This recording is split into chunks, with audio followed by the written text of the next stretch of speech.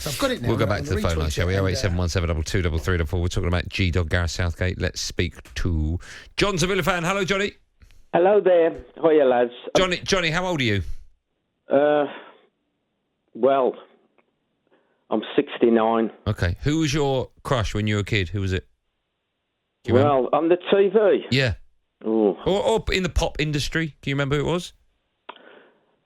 Well, I used to like, when I was young, Petula Clark. Oh, yeah. Downtown, that was what she sang, wasn't it? Yeah, well, and other things, yeah. Okay. Downtown, she's still knocking about as well. Yeah. Do you know, how old do you think Petula Clark is? She's older than me. Go on, have a guess. I'll Google it for you. How old do you reckon she is? She's about 81, I would say. Is she? Petula Clark, let's have a look. Petula Clark, I can tell you, is... Oh, she looks good for her age, I've got to tell you that. She's 88. Oh, God. Wow. Out, wasn't I? Yeah, you are. You know, you sound like Frank Skinner. Has anyone ever told you that, John? I mean, you're from right in the same part of the world, but you really do. You're not. You couldn't sing "It's Coming Home" to us, could you? Don't do it, John. I wish I had his money. Yeah. But anyway, first of all, thanks for everything you did over the...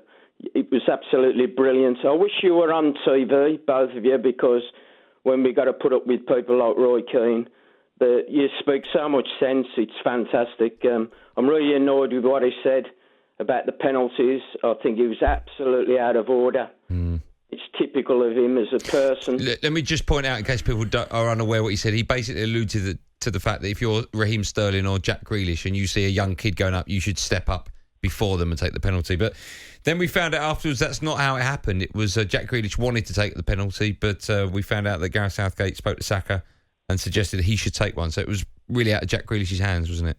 Yeah, well, when you take into account that he had an 18-year career, played 540 games and never took a penalty, you know, that's a pot kettle black. I wouldn't know about that. Really. If you're in a team with Ruud van Nistelrooy and Teddy Sheringham and a whole host of other wonderful strikers in front of you, you're probably never going to have a chance to, are you, John?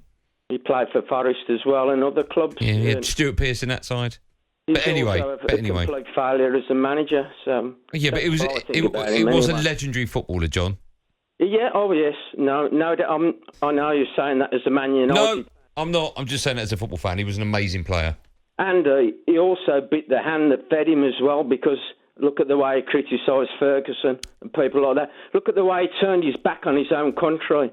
Well, he did that for various reasons. He wasn't happy with the facilities when he went away at the World Cup. But anyway, John, we've not phoned up to talk about Roy Keane. What you phoned up for?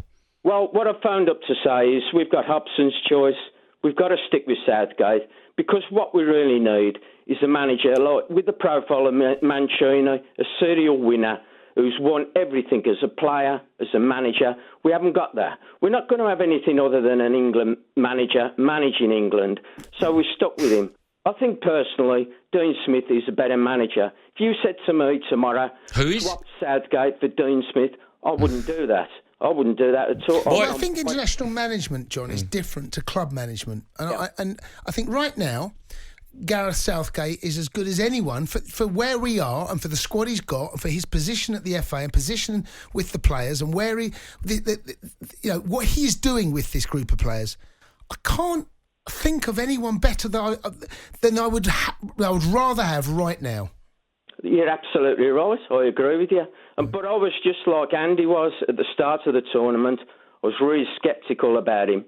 But I think I'm not disappointed, because I think we were beaten not by the best team in Europe, but the best team in the world. Maybe. Yeah, possibly. I've looked at Brazil and Argentina in the Copa America, and I'll tell you what, this is a better... Whoever beats Italy in the World Cup will win it. Okay. Maybe. John, in his pomp, would you have had Roy Keane in a Villa shirt? No, well, he was assistant manager at Aston Villa. I know he was, but in his pomp as a player, would you have had him at Villa? Of course, well, Andy, he was a terrific player. Yeah. The man, for what he said, you know, we had him at Villa Park. He was there for 5 minutes, and the rumour was that was only trying to get Jack Grealish to play for Ireland. That was the reason why he came to Villa Park. Well, I wouldn't believe all the rumours you hear. Just quickly, John, listen, thanks for phoning up. I know you said you'd like to see us on telly. You know we're on YouTube every night live. I'm watching you now, yeah. Oh, fine, okay. Yeah. Who looks better at me and Jay? Well, you're both good looking. Yeah, but if you had to take one out for dinner, who would it be, John? Do you like clean shaven or hairy men? I don't know. I can't choose. You're going to have to choose one. It's only table Come set on. for two. John and who else? Come John on, plus John. one. Well, Andy. Okay. You can do one. Good work, I hope Johnny. you get relegated next season, John. Thanks a lot. I hope you don't, John. Cheers, Thanks John. for phoning up, John. Take care. There you go, John, the Villa fan. Right, look, I'm go on. off topic again. Yeah. I'm quoting the tweet and resending it to Linda Carter. All right, okay. I'll DM her on Instagram. I know she's a big Instagrammer. Is she? Yeah. There must be someone out there listening to this show that knows Linda Carter. Let's get Linda Carter. Wonder Woman's on the show tonight. Yeah, how about that? Wouldn't that be amazing?